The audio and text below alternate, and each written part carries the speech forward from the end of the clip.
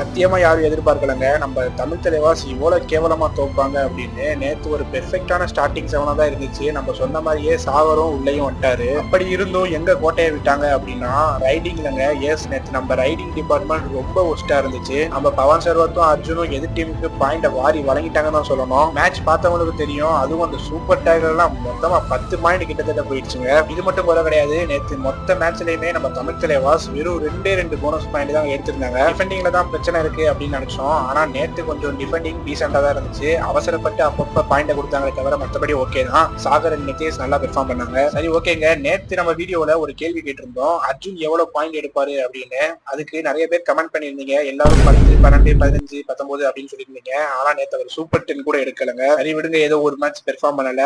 நமக்கு next match Bengal warriors கூட இருக்குங்க. 12ஆம் தேதி. சப்ஸ்கிரைப் பண்ணி வச்சுக்கோங்க நம்ம சேனலை. டெய்லி வீடியோஸ் வரும். ஸ்போர்ட்ஸ் அண்ட் கபடி பத்தி தான் போடுவோம். ஓகே, நெக்ஸ்ட் வீடியோல